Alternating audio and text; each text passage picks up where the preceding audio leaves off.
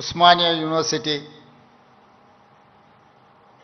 విద్యార్థుల వసతి సౌకర్యాల అభివృద్ధి కార్యక్రమంలో భాగంగా వైస్ ఛాన్సలర్ కుమార్ గారు, arts college principal professor Kasim గారు,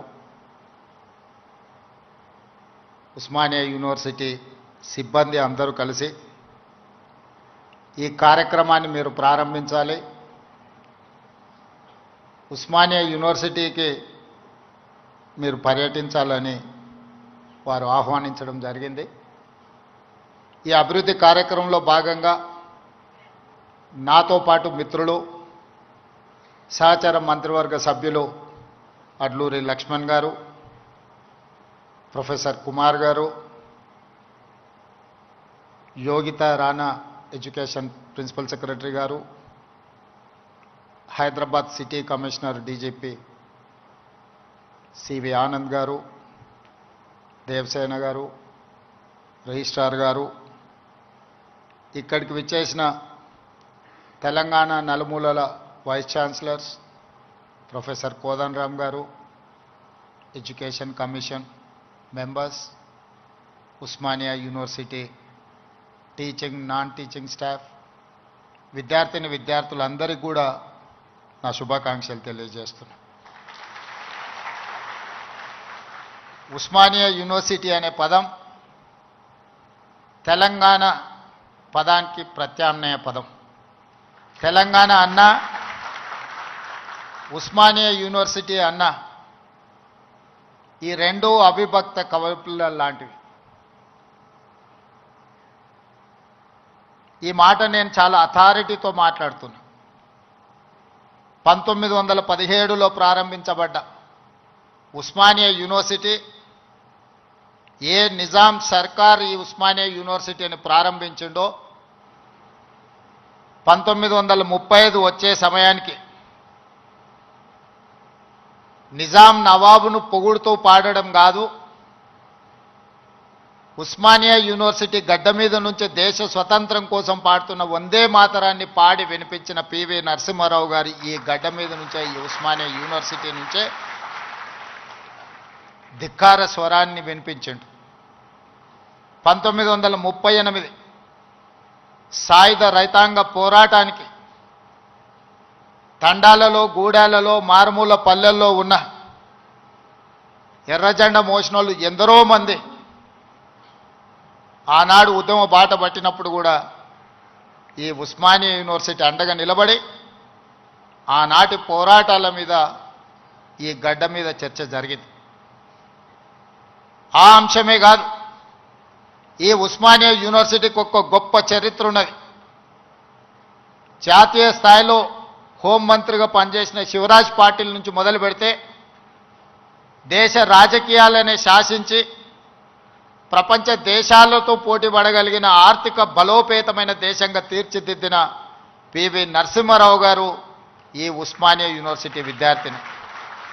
వీరే కాదు, తొలి తెలంగాణ ఉద్యమానికి నాయకత్వం వహించిన ఆనాటి డాక్టర్ చెన్నారెడ్డి గారు, మల్లికార్జున్ గౌడ్ గారు, మదన్ మోహన్ లాంటి వాళ్ళు ఈ ఉస్మానియా యూనివర్సిటీని విద్యార్థులే అని ఈరోజు మనం గుర్తు చేసుకోవాలి. వారే కాదు, ఉస్మానియా యూనివర్సిటీ విద్యార్థి రాజకీయాలలో రాణించి ఉత్తమ పార్లమెంటేరియన్గా ఈ దేశానికి, దక్షిణ భారతదేశంలో మొట్టమొదటి ఉత్తమ పార్లమెంటేరియన్గా రాణించిన జైపాల్ రెడ్డి గారు ఈ ఉస్మానియా యూనివర్సిటీ బిడ్డనే. వారి తర్వాతి తరంలో ఒక జార్జి రెడ్డి, ఒక గద్దరన్నను అందించిన గడ్డ ఈ ఉస్మానియా యూనివర్సిటీ. ఆ తర్వాత చాలామంది ఈరోజు ఇక్కడ ఉన్న తెలంగాణ ఉద్యమంలో క్రియాశీలక భాగస్వామ్యం తీసుకున్న ఎంతోమంది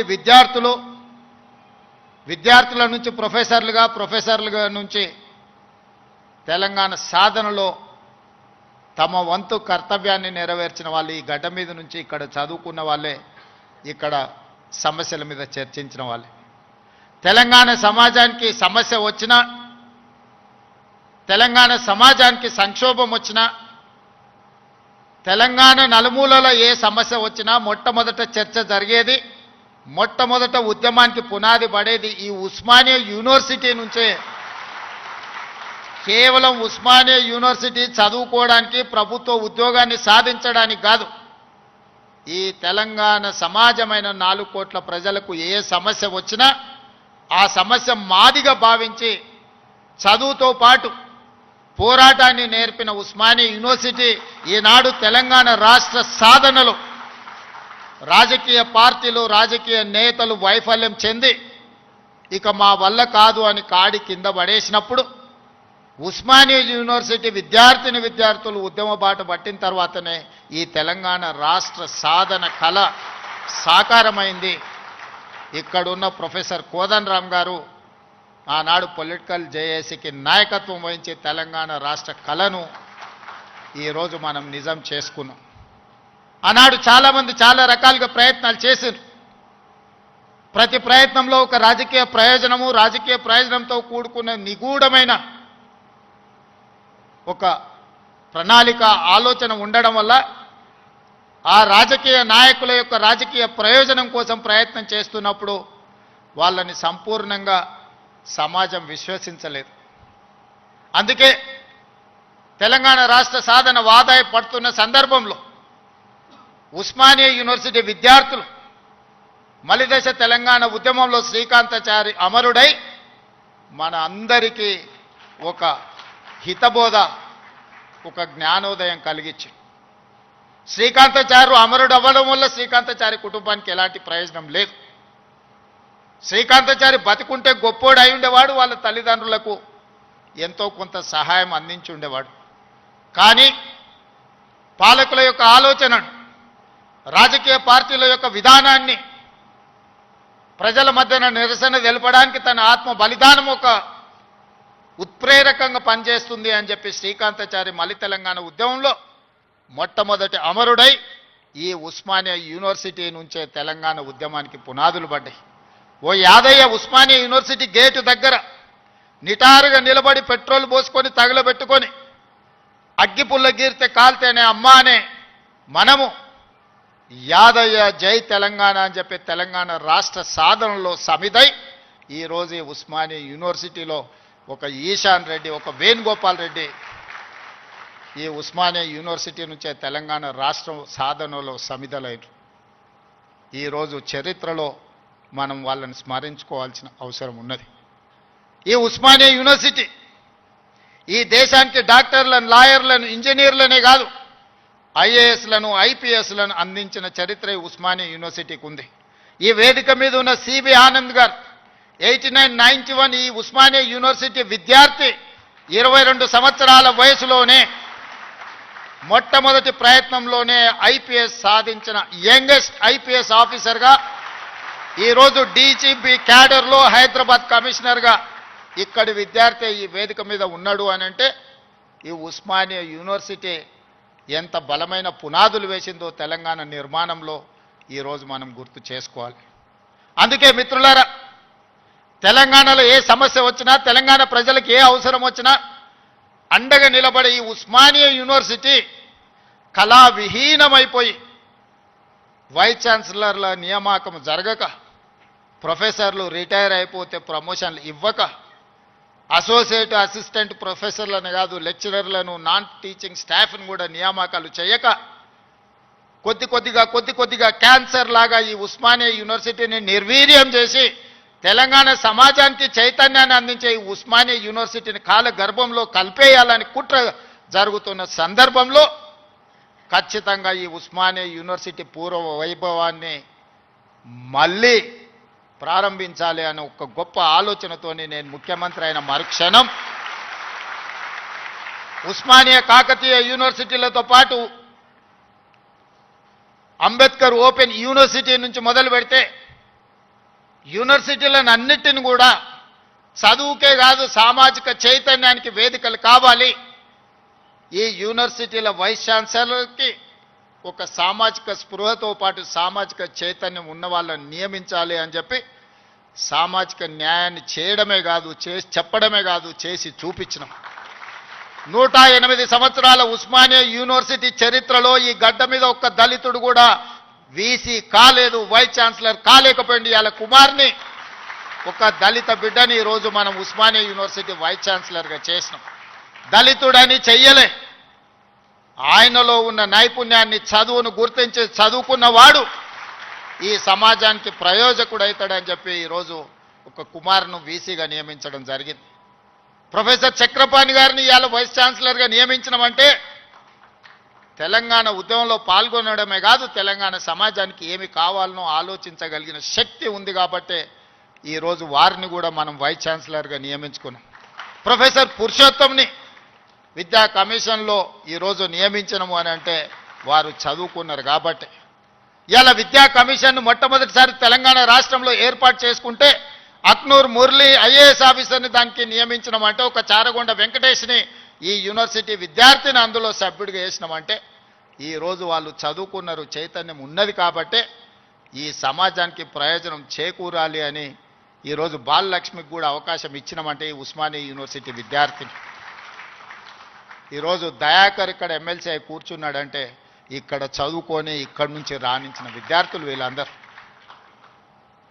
ఈ ఉస్మానియా యూనివర్సిటీ 4వ తరగతో 3వ తరగతో లేకపోతే 2వ తరగతో లేకపోతే గ్రూప్ 1 ఆఫీసర్లను ఉత్పత్తి చేయడానికి కాదు, ఈ తెలంగాణ సమాజాన్ని పునర్నిర్మించడానికి అవసరమైన మేధా సంపత్తిని ఈ ఉస్మానియా యూనివర్సిటీ నుంచి మేము ఆశిస్తున్నాం.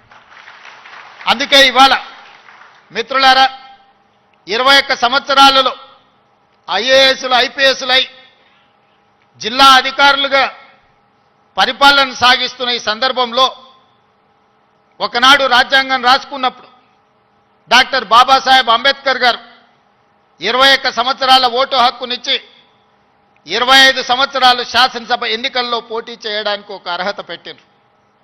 ఈరోజు మీ అందరి సమక్షంలో ఈ ఉస్మానియా యూనివర్సిటీ నుంచి ఒక కార్యాచరణగా ఒక ఉద్యమంగా ఆలోచన చేయండి. ఓటు హక్కు రాజీవ్ గాంధీ గారు 18 సంవత్సరాలకు తగ్గించినప్పుడు ఐఏఎస్ ఐపీఎస్లు 21 సంవత్సరాలు నిండిన వాళ్ళు ఈరోజు పరిపాలన సాగిస్తుంటే శాసనసభలో 21 సంవత్సరాలు నిండిన యువకులు ఎందుకు ఎమ్మెల్యేలుగా ఉండకూడదో ఒకసారి ఆలోచన చేయండి. యువ నాయకత్వం ఈ దేశానికి అవసరం ఉన్నది. ఇవాళ ఈ దేశంలో ముఖ్యంగా తెలంగాణ రాష్ట్రంలో 18 సంవత్సరాలు పైబడి 35 సంవత్సరాల లోపల ఉన్న జనాభా 65%. ఇదే దేశం యొక్క సంపద. ఈ యువ సంపద, ఈ యువ మేధస్సు ప్రపంచ దేశాలకు ఎగుమతి అయి ఇవాళ అమెరికా సింగపూర్లను అత్యంత ధనిక దేశంగా రాణించడానికి మన వాళ్ళ శ్రమ ఉన్నది, మన వాళ్ళ చెమట ఉన్నది. మరి ఇతర దేశాలకే తమ మేధా సంపత్తిని కరిగించి సంపద గల దేశంగా మారుస్తుంటే మన రాష్ట్రాన్ని సంపద గల రాష్ట్రంగా మనం ఎందుకు మార్చుకోకూడదు? మన యువకులు ఎందుకు మన అభివృద్ధిలో భాగస్వాములు కాకూడదు? ఒకసారి ఆలోచన చేయండి. ఈరోజు ఈ ఉస్మానియా యూనివర్సిటీ చదువులకే కాదు, పరిశోధనలకు కూడా వేదిక కావాలి. ఈ ఉస్మానియా యూనివర్సిటీ సమస్యల్ని చర్చించడానికే కాదు, సైద్ధాంతిక పరమైన ఆలోచనలు, భిన్న అభిప్రాయాలకు కూడా చర్చకు వేదిక కావాలి. సామాజిక సమస్యల్ని పరిష్కరించుకోవడానికి కూడా ఇక్కడ చర్చలు జరగాలి. సిద్ధాంతపరమైన చర్చలు జరగాలి, సాంకేతికపరమైన చర్చలు జరగాలి. వీటి ద్వారా సమాజానికి మేలు ఒనగూరాలి. ఈరోజు మనకు నచ్చని సిద్ధాంతం ఉంటే చర్చించడానికి మనం సిద్ధంగా లేం. అసహనం పెరిగిపోయింది. నచ్చని సిద్ధాంతం ఉంటే చర్చించడం ద్వారా ఆ సిద్ధాంతంలో ఉన్న లోపాన్ని లేవనెత్తి చూపించడం ద్వారా వాళ్ళను ఒప్పించి చర్చల ద్వారా ఓడించి రాణించాలి. కానీ వాళ్ళని అణిచివేసో లేకపోతే వాళ్ళ మీద మన అధికారాన్ని, ఆధిపత్యాన్ని ప్రదర్శించడం ద్వారా ఎక్కువ కాలం ఇది సాగదు. అందుకే ఈరోజు తెలంగాణ రాష్ట్రంలో 2వ ముఖ్యమంత్రిగా నేను బాధ్యత చేపట్టిన తర్వాత పొట్టి శ్రీరాములు యూనివర్సిటీగా ఉన్న తెలుగు యూనివర్సిటీకి ఆనాడు పాత్రికేయ సంపాదకుడుగా, మేధావిగా, నిజాం రజాకర్ల నుంచి విముక్తి కలిగించిన పోరాటంలో పాల్గొన్న సురవరం ప్రతాప్ రెడ్డి గారి పేరును తెలుగు యూనివర్సిటీకి మనం పేరు పెట్టుకోవడం జరిగింది. మన స్ఫూర్తి ప్రదాతలు వాళ్ళు. IIHT Indian institute of handloom టెక్నాలజీకి కొండా లక్ష్మణ్ బాపూజీ గారి పేరు పెట్టుకున్నాం మనం. మహిళా యూనివర్సిటీ తెలంగాణలో ఉన్న ఏకైక మహిళా యూనివర్సిటీ.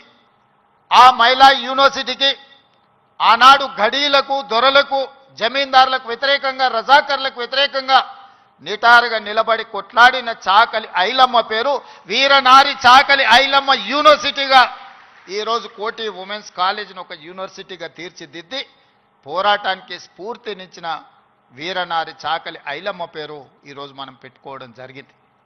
ఇవన్నీ ఎందుకు? ఇవన్నీ మనకి స్ఫూర్తిని నింపడానికి, మనలో పోరాట పటిమను పెంచడానికి. ఆనాడు తెలంగాణ యువత సమస్యల మీద పోరాటం చేసే చైతన్య పరులుగా ఉన్నారు. కానీ ఈనాడు ముఖ్యమంత్రిగా నాకు అందుతున్న సమాచారం తెలంగాణ ప్రాంతంలో జరుగుతున్న పరిణామాలు మానసిక వేదనకు గురి చేసే పరిస్థితి ఉన్నది. ఈరోజు పట్టణ ప్రాంతాలలో లేకపోతే యూనివర్సిటీలలో కాదు, చిన్న చిన్న కాలేజీల్లో, జూనియర్ కాలేజ్, డిగ్రీ కాలేజీల్లో కూడా విద్యార్థులు గంజాయి సేవించే పరిస్థితి వచ్చింది. ఇది తెలంగాణ సమాజాన్ని నిర్వీర్యం చేసే ప్రమాదం పొంచి ఉన్నది. ఇవాళ గంజాయి, డ్రగ్స్ తెలంగాణ సమాజాన్ని, యువతను పట్టి పీడిస్తున్నాయి.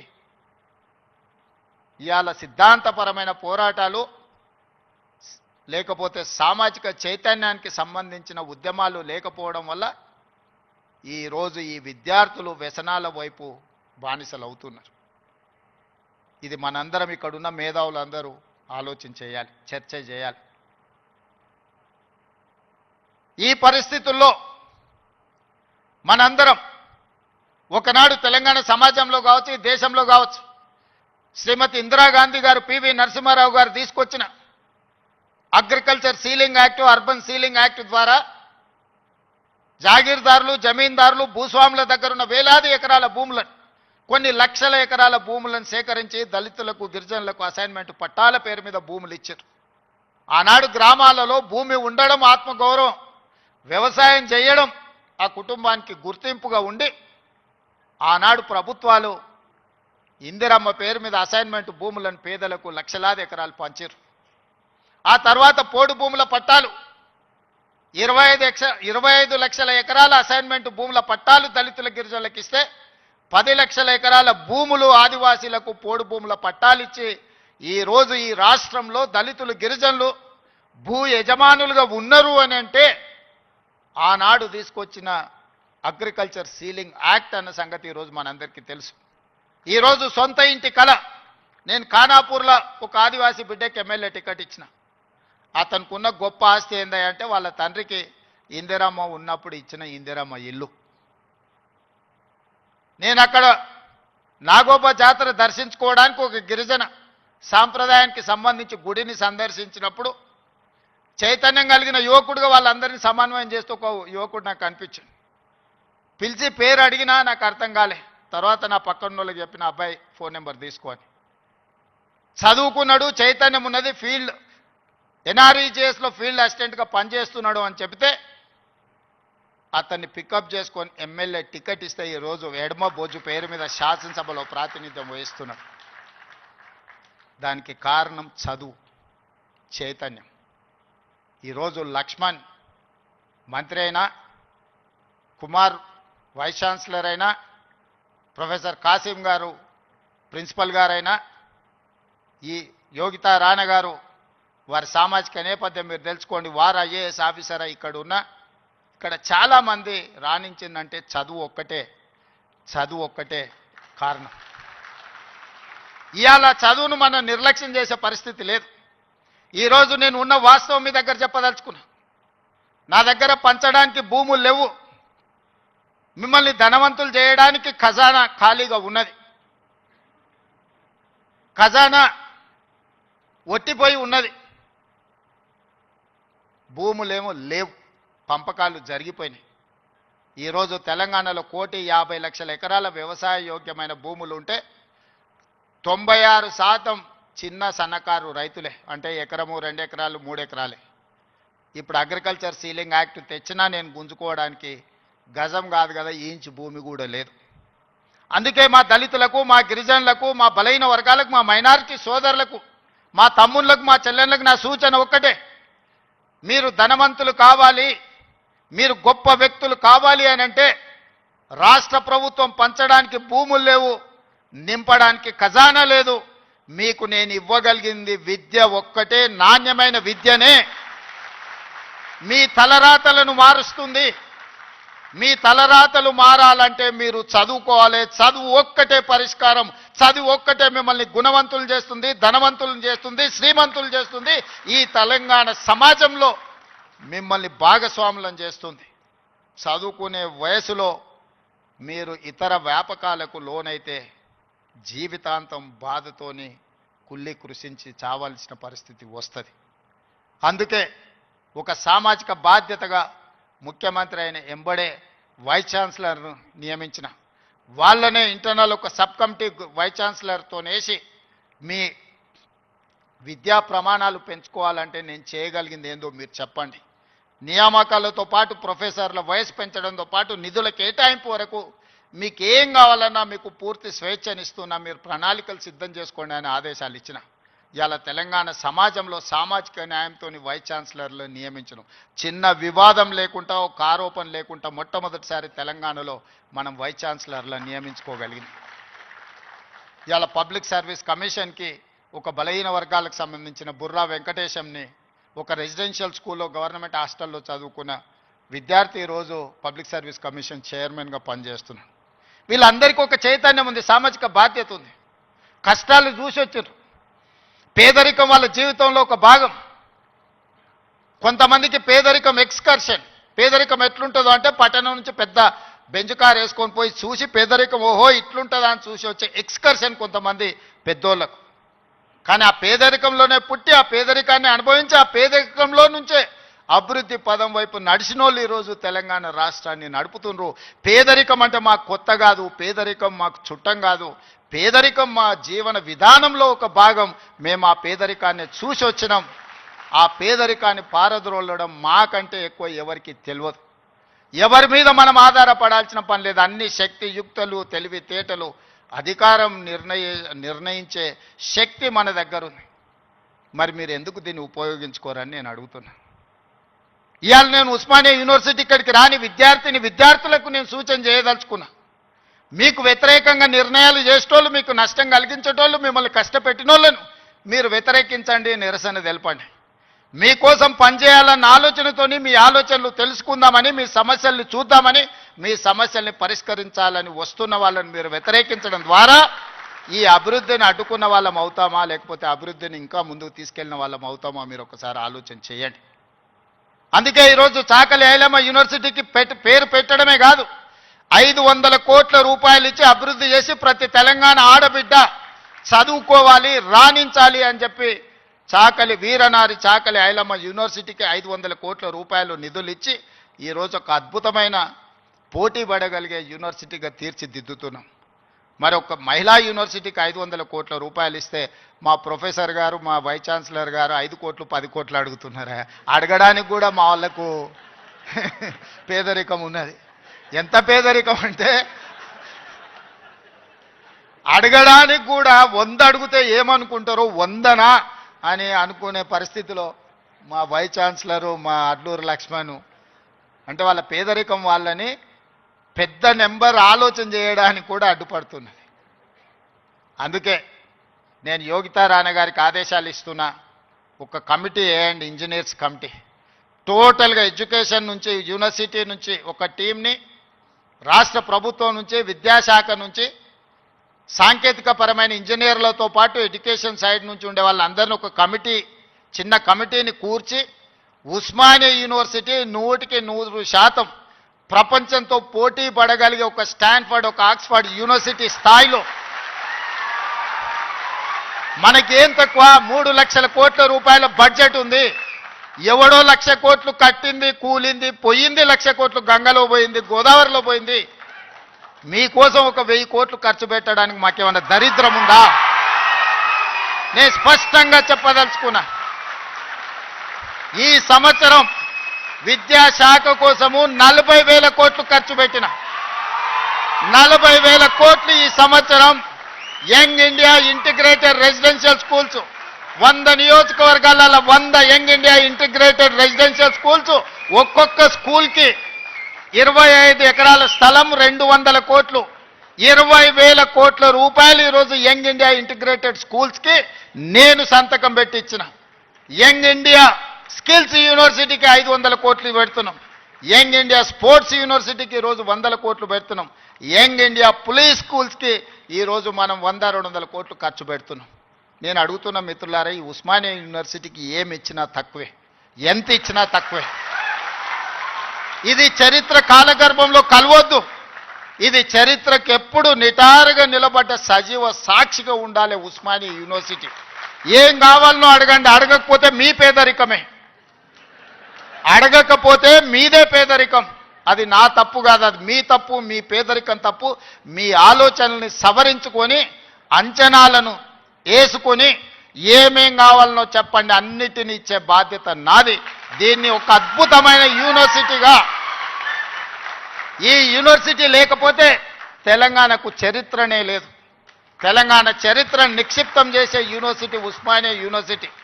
తెలంగాణ పదానికే ప్రత్యామ్నాయం ఉస్మానియా యూనివర్సిటీ.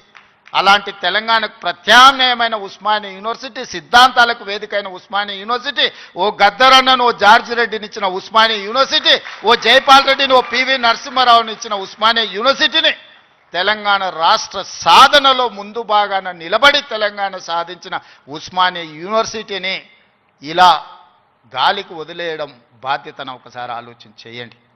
అందుకే మిత్రులారా, ఏమైనా అంచనా వేసుకోండి, ఏమేం కావాలనో నాకు చెప్పండి. మళ్ళీ నేను వస్తా.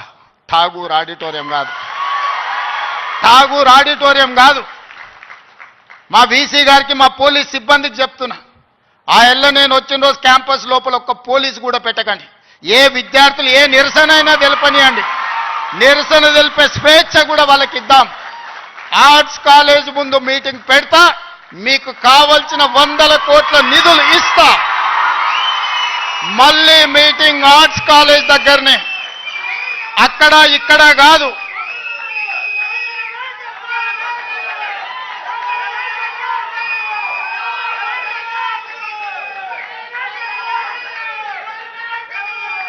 ఆర్ట్స్ కాలేజ్కి వచ్చిన రోజు డీజీపీ గారికి, సిటీ కమిషనర్ గారికి నేను ఆదేశాలు ఇస్తున్నా, ఒక్క పోలీస్ కూడా క్యాంపస్ లోపల ఉండొద్దు, నేను వస్తా. ఎవరు వీళ్ళు?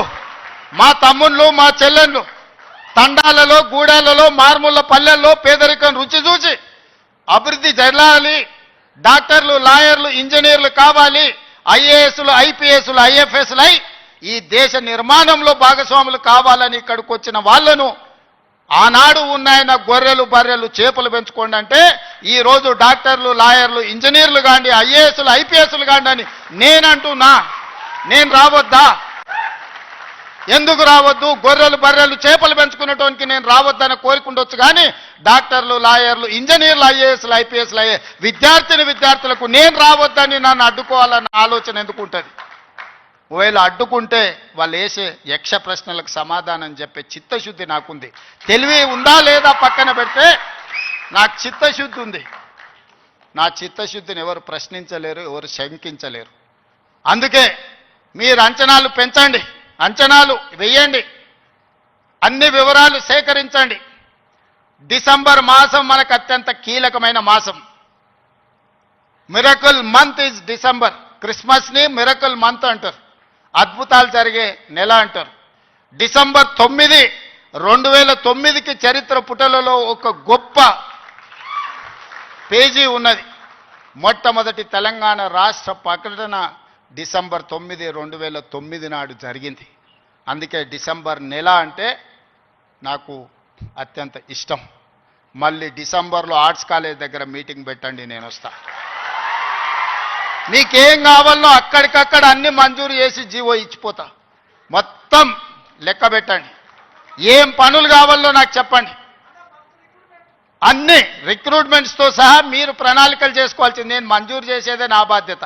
పబ్లిక్ సర్వీస్ కమిషను ఆనాడు గ్రూప్ 1 పరీక్షా పత్రాలు జిరాక్స్ సెంటర్లలో పల్లి బఠానీల కింద అమ్ముకుంటే పబ్లిక్ సర్వీస్ కమిషన్ని ప్రక్షాళన చేసి కొత్తగా నియమించి పరీక్షలు నిర్వహించి దాదాపుగా 85% ఎస్సీ, ఎస్టీ, బీసీ మైనారిటీలు ఈరోజు సెలెక్ట్ అయ్యే పరిస్థితి ఉంటే కొంతమంది అడ్డుకోవాలని కోర్టుకెళ్ళి స్టే తీసుకొచ్చి సంవత్సరాల కొద్దీ 2011లో పబ్లిక్ సర్వీస్ కమిషన్ గ్రూప్ 1 పరీక్షలు జరిగితే 2025 వరకు మళ్ళీ పరీక్షలు జరగలేదు. 14-15 ఏళ్ల తర్వాత నేను పరీక్షలు నిర్వహిస్తే ఫలితాలను ప్రకటించకుండా అడ్డుకుంటున్నారు. విద్యార్థులారా మీరు ఆలోచన చేయండి.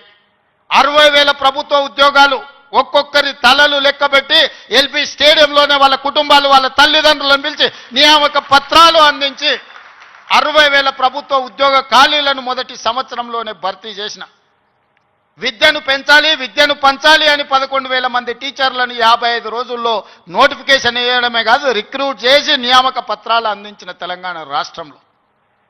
కొన్ని కారణాల వల్ల ఎస్సీ కేటగరైజేషన్ ఇతర అంశాల వల్ల రిక్రూట్మెంట్ను వాయిదా పెట్టినా ఈరోజు ఆ సమస్యను పరిష్కరించుకొని దాదాపుగా ఇంకో 40,000 ఉద్యోగాలను రాబోయే 6 నెలల నియామకాలు చేపట్టి 2.5 సంవత్సరాలు పూర్తి చేసుకునే లోపల 1,00,000 ఉద్యోగాలు భర్తీ చేయాలి ప్రభుత్వంలో అని ప్రయత్నం చేస్తున్నా. ఇతర దేశాలు ఇతర రాష్ట్రాలు పర్యటించి పెట్టుబడులు తెచ్చి ప్రైవేట్లో దాదాపుగా 20 నెలల్లో 1,50,000 ఉద్యోగాలు ఈరోజు ప్రైవేటు రంగంలో మనం కల్పించినాం. ఈరోజు తెలంగాణ రాష్ట్రము అభివృద్ధి చెందిన రాష్ట్రంగా ఈరోజు వేగంగా ప్రయాణం చేస్తుంది. Self collection of revenue, law and order, policing ప్రతిదీ దేశంలోనే నెంబర్ 1 రాష్ట్రంగా ఈరోజు కేంద్ర ప్రభుత్వం గుర్తించింది. నేను చెప్పట్లేదు, కేంద్ర ప్రభుత్వం నివేదికలు చెప్తున్నాయి. శాంతి భద్రతలను కాపాడడం నుంచి మొదలు పెడితే ఈరోజు నిత్యావసర వస్తువుల ధరలను నియంత్రించడంలో ఇన్ఫ్లేషన్లో కూడా Telangana is lowest inflation state in the country. 1.5. బయట రాష్ట్రాలకి జాతీయ స్థాయిలో 8% ఇన్ఫ్లేషన్ ఉంటే ఇతర రాష్ట్రాల 6-7% ఉంటే నిత్యావసర వస్తువులను నియంత్రించే 1.5% ఇన్ఫ్లేషన్ ఉన్న రాష్ట్రంగా తెలంగాణ మొట్టమొదటి స్థానాన్ని ఆక్రమించింది. ఎన్నడైనా ఆలోచన చేసిండ్రా? సన్న బియ్యం ప్రతి పేదవాడికి 3,10,00,000 మందికి ఈరోజు సన్న బియ్యం తింటున్నారంటే 60 రూపాయల కేజీ ఉన్న సన్న బియ్యం ఇవాళ 45 రూపాయలకే మార్కెట్లో దొరుకుతున్నాయి. అంటే 3,10,00,000 మందికి ఈరోజు రాష్ట్ర ప్రభుత్వం సన్న బియ్యం ఇవ్వడం. రేషన్ కార్డు అడగాలంటే అదో అమెరికా వీసా లాగా ఉండే ఒకనాడు. ఇవాళ ప్రతి పేదవాడికి రేషన్ కార్డు ఇచ్చి ఇంటింటికి వెళ్ళి నీకు రేషన్ కార్డు కావాలన్నా తీసుకో అని చెప్పి ఈరోజు ఇస్తున్న ప్రభుత్వం మనది కాదా? ఈ ప్రభుత్వం ఉన్నదే మీకోసం. వీటిని అమలు చెయ్యాలి అంటే నియమ నిబంధనల ప్రకారం మనం పనిచేయాలి. ఉద్యోగ నియామకాలు ఇవ్వాలి అంటే నేను నోటిఫికేషన్ ఇవ్వాలి. ప్రభుత్వ శాఖలలో ఖాళీలను తెచ్చుకోవాలి, రేషనలైజేషన్ చేయాలి, ఎక్కడెక్కడ ఖాళీలు ఉన్నాయో గుర్తించాలి. ఆ ఖాళీలను పబ్లిక్ సర్వీస్ కమిషన్కో, పోలీస్ కమిషన్కో, లేకపోతే మెడికల్ అండ్ హెల్త్ డిపార్ట్మెంట్ ద్వారానో ఈరోజు నియామకాలు చేపట్టడానికి ఒక ప్రాసెస్ ఉంది. ఆ ప్రాసెస్ ప్రకారం మనం ఈరోజు చేసుకుంటున్నాం. ఒకనాడు నోటిఫికేషన్ల కోసం మీరు ధర్నాలు నిరసనలు చేసేది. నేను మీద నోటిఫికేషన్లు ఇస్తే అశోక్ నగర్ చౌరస్తాలో, అమీర్పేట చౌరస్తాలో రోజు నిరసనలు. ఇన్ని నోటిఫికేషన్లు మాకు వద్దని మొట్టమొదటిసారి తెలంగాణ రాష్ట్రంలో నోటిఫికేషన్లు తగ్గించడం ఉద్యమం జరిగింది. అందుకే మిత్రులారా, మీకు అనుమానాలు ఉంటే నివృత్తి చేస్తా. కొన్ని రాజకీయ పార్టీలకు కొంతమందికి అధికారం పోయినా కడుపుమంట ఉంటుంది, బాధ ఉంటుంది, దుఃఖం ఉంటుంది, ఆవేదన ఉంటుంది. కొడుకులను ఏమేమో చేద్దాం అనుకుంటే ఎందుకు కాకుండా పోతురని తండ్రికి ఆవేదన ఉంటుంది. ఆవేదనతో ఆరోగ్యం కూడా దెబ్బతింటుంది. మీరు వాళ్ళ ఉచ్చులో పడితే ఎట్లా? నేనెవరినే? మీరందరు కలిసి చేస్తేనే ముఖ్యమంత్రి అయినా కదా. నేను ఆకాశం నుంచి ఊడిపడ్డానా? అమెరికా నుంచి వచ్చినా? ఏం నుంచి వచ్చినా? నల్లమల్ల అడవుల నుంచి, కొండారెడ్డిపల్లి నుంచి వచ్చిన గా ప్రొఫెసర్ కాసింది మాది పక్క ఊరే. మీ ఊరు నుంచి, మీ దగ్గర నుంచి గవర్నమెంట్ స్కూల్లో చదివి మీతో పాటు 20 ఏళ్ళు ఉండి జడ్పీటీసీగా, ఎమ్మెల్సీగా, ఎమ్మెల్యేగా, ఎంపీగా 20 సంవత్సరాలు మీతో పాటు ఉండి, మీతో పాటు పెరిగి, మీతో పాటు మీరు ఆశీర్వదిస్తేనే ఈరోజు తెలంగాణ రాష్ట్రానికి ముఖ్యమంత్రి అయినా. చదువుకోవడానికి గుంటూరు పోలేదు, లేకపోతే పూనా పోలేదు, లేకపోతే అమెరికా పోలే. నేను చదివింది ఇక్కడనే, పెరిగింది ఇక్కడనే, ఎన్నికైంది ఇక్కడనే. మా తాతలు ముత్తాతలు ఎవరు పెద్ద పెద్ద పదవులలో లేరు. మా నాయన పేరు చెప్పి నేను ఇక్కడికి రాలేదు. కష్టపడి మీరు ఆశీర్వదిస్తే ఇక్కడికి వచ్చిన. చెట్టు పేరు చెప్పి చింతకాయలు అమ్మదలుచుకోలేదు నేను. కొంతమంది చెట్టు పేరు చెప్పి అమ్ముకునే ప్రయత్నం చేస్తారు. అట్లాంటి వాళ్ళని చూస్తున్నాం. వాళ్ళకి బాధ ఉంది, దుఃఖం ఉంది, కోపం ఉంది. ఎందుకంటే ఉన్న పదంగా ఒక రైతు బిడ్డ ముఖ్యమంత్రి అయితే ఎట్లా, దొరల చేతులు ఉండాల్సిన పెత్తనం పేదోళ్ళ చేతులకు పోతే ఎట్లా అని వాళ్ళకి ఆవేదన ఉంటుంది. అర్థం చేసుకోవచ్చు వాళ్ళ ఆవేదన ఏందో. అట్లాంటి వాళ్ళ ఉచ్చుల పడకండి. సమస్య ఉంటే నాకు చెప్పండి. నా మంత్రులందరూ అందుబాటులో ఉన్నారు. మీ మంత్రి లక్ష్మణ్ ఎవరే? మీ మధ్యలో ఉండేటోడే కదా. పొన్నం ప్రభాకర్ ఎవరే? విద్యార్థి రాజకీయాల నుంచి వచ్చినోడే కదా. ఏ పేరైనా తీసుకోండి. ఈరోజు నా మంత్రివర్గంలో ఉన్నోళ్ళు మీకు అందుబాటులో ఉండనోళ్ళ, మీరు కలిస్తే చెబితే విననోళ్ళ. ఇవాళ ప్రొఫెసర్ కోదండరామ్ గారిని ఎమ్మెల్సీగా చేసినాం. ఎందుకు? మీ సమస్యలు విని చట్టసభలలో ప్రస్తావిస్తాడని. కుట్ర చేసి సుప్రీంకోర్టుకి వెళ్ళి కొట్టేపించారు. నేను మళ్ళీ చెప్తున్నా సార్, 15 రోజులలో మళ్ళీ ఎమ్మెల్సీకి పంపుతాం. ఎవడడ్డం వస్తాడో చూద్దాం. ఎందుకంటే ప్రజాస్వామికంగా ప్రజల సమస్యల్ని ప్రస్తావించే వాళ్ళు చట్టసభలో ఉండాలనేది నా ఆలోచన. అలాంటి వాళ్ళను పంపించినప్పుడు వాళ్ళకు కూడా పదవి ఉండొద్దని సుప్రీంకోర్టు వరకు పోయి కోట్ల రూపాయలు పెట్టి పెద్ద పెద్ద న్యాయవాదులను తీసుకొచ్చి ప్రొఫెసర్ కోదండరామ్ సార్ని ఎమ్మెల్సీగా తొలగించారు. ఏం పైశాచికానందం ఇది? ఏం శునకానందం? సార్ ఒక్కడు ప్రొఫెసర్గా ఉంటే తప్ప, ప్రొఫెసర్ గారు ఎమ్మెల్సీగా ఉంటే తప్ప? మీ ఇంటిల్లి పాది మంత్రులు ఉండొచ్చు, ముఖ్యమంత్రి ఉండొచ్చు, ఎమ్మెల్సీలు ఉండొచ్చు, ఎంపీలు ఉండొచ్చు, అన్నీ మీ కుటుంబం ఉండొచ్చు. కానీ పొలిటికల్ చేసి చైర్పర్సన్గా పనిచేసిన కోదండరామ్ గారు ఒక ఎమ్మెల్సీ ఉంటే మీ దుఃఖమేందని అడుగుతున్నా. నా మీద తీటుందంటే నేను అర్థం చేసుకుంటా. ఆ సార్ ఏందే పాపం, ఇంటి తలుపులు వలగొట్టినా ఏమనలే సారు. నేనైతే చెంపలు వలగొడుతుంటే ఆయనను కూడా ఉండొద్దు ఎమ్మెల్సీ గాని అంటే ఎట్లాంటి ఆలోచనలతో ఉన్నారో ఒకసారి ఆలోచన చేయండి. నేను కాకుండా ఇంకెవరైనా ఉంటే కుమార్ గారు వైస్ ఛాన్సలర్ అవుతుండేనా? మీరు చెప్పండి, మీరు ఆలోచన చేయండి. జానయ్య గారు అక్కడ అవుతుండేనా వైస్ ఛాన్సలరు? ఈ సామాజిక చైతన్యం ఆనాడు దయాకర్ ఉద్యమంలో యాక్టివ్గా ఉన్నాడు కదా. 10-12 ఏళ్ళు పాపం ఏది రాకుండా అందరు అడ్డం పడ్డారు కదా. ఇవాళ ఎమ్మెల్సీ అయ్యింది కదా దయాకర్ కూడా. ఇవన్నీ ఎందుకు అవుతున్నాయి? బాలలక్ష్మి మీ బిడ్డనే కదా, మీ యూనివర్సిటీలో పెరిగిన అమ్మాయే కదా. ఈరోజు ఈ రాష్ట్ర ప్రభుత్వాన్ని నడిపే దాంట్లో భాగస్వామి అయింది కదా. నేను మీకు విజ్ఞప్తి చేసేది ఒకటే, అపోహలకు లోన్ కాకండి. అబద్ధాల సంఘాలు ఉంటాయి, దానికి అధ్యక్షులు ఉంటారు, తండ్రి కొడుకులు. ఆ అబద్ధాల సంఘం అని చెప్పి అబద్ధాలను మీరు నమ్మకండి. ఈ అబద్ధాల సంఘము ఊరంతా వాట్సాప్ అని, సోషల్ మీడియా అని, ఆ మీడియా అని అడ్డగోలుగా సంపాదించింది ఖర్చు పెట్టి అబద్ధాలన్నిటిని కూడా అందులో పెట్టి ఈ మనం పిల్లలందరూ కష్టపడి సాంకేతిక నైపుణ్యంతో ఏఐ తెస్తే ఏఐ పెట్టి సెంట్రల్ యూనివర్సిటీ దగ్గర ఏనుగులు సింహాలు ఉన్నాయి, వాటిని మేము చంపుతున్నామని పెట్టారు. తెలంగాణలో ఏనుగులు అనేటివే లేవయా, సింహాలు అనేటివే లేవు. మానవ రూపంలో ఉన్న మృగాలు ఉన్నాయి, అవి ఫామ్ హౌస్లలో ఉన్నాయి. వాటిని నిర్బంధించడానికి వలలేయండి. మదర్ ట్రైన్లను బంధించడానికి గోతులు దొవ్వండి. లేని ఏనుగులను, లేని సింహాలను సెంట్రల్ యూనివర్సిటీలో ఉన్నాయి, వాటిని నేను చంపేస్తున్నా అని చెప్పి సోషల్ మీడియాలో ఆర్టిఫిషియల్ ఇంటెలిజెన్స్ను ఉపయోగించి అతి తెలివితేటలన్నీ ప్రదర్శించి అడ్డుకున్నారు. ఎంతకాలం అడ్డుకుంటారు? ఏది ఇష్టం లేదు వాళ్ళకు. ఏదన్నా మనం వచ్చినాక చేస్తా అన్నది ఏదన్నా ఇది మంచిగా ఉంది, ఇది బాగుంది అన్నారా? గంజాయి డ్రగ్స్ను నిర్మూలించడానికి ఈగల్ ఫోర్స్ అని తెచ్చినాం. అది ఎందుకయ్యా రద్దు చేయండి అన్నారు. చెరువుల పేరు మీద, ఫామ్ హౌస్ల పేర్ల మీద చెరువులు ఆక్రమించుకొని గంటిపేట, ఉస్మాన్ సాగర్, హిమాయత్ సాగర్లను ఆక్రమించుకొని పెద్ద పెద్ద ఫామ్ హౌస్లు కట్టుకుంటే కూలగొట్టడానికి హైడ్రా తెచ్చిన. లేదు హైడ్రాని కూలగొట్టండి అంటారు. మన వరదలు వచ్చినప్పుడు సామాన్యులు చెప్తారు, సార్ మా ఇళ్ళకి నీళ్ళు వచ్చినాయి, మా టీవీలు, ఫ్రిడ్జులు, మంచాలు, మా ఆస్తి అంతా తడిచిపోయింది, ఏం చేయాలి సార్ అని. సన్న బియ్యం ఇస్తే ఇచ్చేదే లేదండి, రేషన్ కార్డు ఇస్తే వద్దండి. ఏది చేసినా వద్దంటురు. ఈ వద్దనేటోళ్ళని ఏమనాలో మీరే చెప్పుర్రి. ఏదన్నా ఒక్కటన్నా అభినందించినా 20 నెలల్లో అన్ని ఇచ్చిపెట్టుండ్రి. వైస్ ఛాన్సలర్ నియమించిన మంచి పనే కదా, రిక్రూట్మెంట్ ఇవ్వమని అనుమతించిన మంచి పనే కదా. గలీజ్ అలవాట్లు ఉన్న గంజాయి డ్రగ్స్ను రద్దు చేయాలి, ఈపులు ఇరగొట్టాడని చెప్పిన అది అయితే మంచి పనే కదా. ఇవి కూడా అభినందించకుండా నన్ను తిడుతున్నారంటే వాళ్ళ ఉద్దేశం ఏంది, వాళ్ళ దుఃఖం ఏంది? మీకు వాళ్ళతో ఉన్న లాలుచేంది? గంజాయి అమ్మేటోళ్ళతోని, డ్రగ్స్ అమ్మేటోళ్ళతోని. దీపావళి పండుగ కంటే దావత్ చేసుకున్నాడంట బామ్మర్ది. మేము దీపావళి పండుగకు చిచ్చుబుట్లు కాల్చుకుంటే వాళ్ళు సారా బుట్లు పెట్టుకొని దావత్ చేసుకున్నాం. అందులో పట్టుకుంటే డ్రగ్స్ తీసుకున్నాడు దొరికిండు. అట్లెట్లా పట్టుకుంటారు అంటాడు. అంటే డ్రగ్స్ తీసుకుంటే పట్టుకోవద్దా? మీరే చెప్పుర్రి. వద్దు అని అంటే వదిలిపెడదాం. మరి మీరు అందరు కలిసి తీర్మానం చేస్తే గంజాయి డ్రగ్స్ తీసుకోవచ్చు, మనం ఏమనొద్దు. తెలంగాణ రాష్ట్రంలో వాళ్ళు చెప్పినట్టు మరి అట్లాంటి రాజ్యాంగం ఏదైనా ఉంటే నాకు చూపిరు. ఇట్లాంటి వాళ్ళు తెలంగాణ సమాజానికి పట్టిన చెదలు. ఆ చెదల్ని మనం ఒకసారి గుర్తించడం కొంచెం ఆలస్యం అవుతుంది. ఎందుకంటే మన ఇళ్ళల్లో మనం వుడ్ వర్క్ చేసుకున్నప్పుడు ఇట్లనే కనిపిస్తుంది. లాస్ట్కి ఇట్లా చూస్తే మొత్తం డొల్లయిగా అనిపిస్తుంది. తెలంగాణ సమాజానికి కూడా వాళ్ళు ముసిగేసుకున్న చెదల్లాంటి వాళ్ళు. వాళ్ళు ఈ తెలంగాణ సమాజం కోరుకోరు.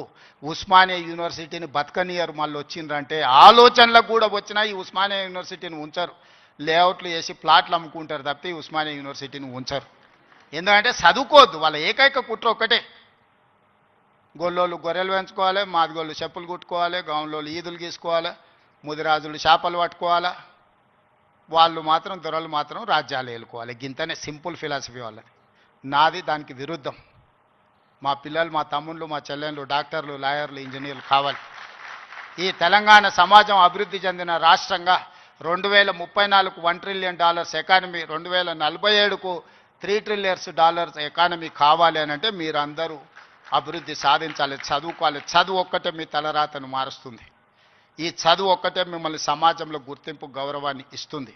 ఆ చదువుకు ఏం కావాలన్నా చేసే బాధ్యత నాది. మీ సోదరుడిగా, మీ వాడిగా నేను మాటిస్తున్నా. ఏం కావాలనో అడగండి, అన్నిది ఇచ్చే బాధ్యత నాది. ఇంకో దగ్గర అయితే అవసరమైతే ఆపుతా. ఇంకెక్కడన్నా అడ్జస్ట్మెంట్ ఉంటే అక్కడనో ఇక్కడనో ఇంకేదాన్ని ఉంటే నల్లా బంద్ చేసి అయినా కాలు ఇక్కడ మలుపుతా. మీరేం ఫికర్ పెట్టుకోకరి, నేనున్నా. మీరు కావాల్సింది చేసుకోండి. ధన్యవాదాలు మిత్రులారా.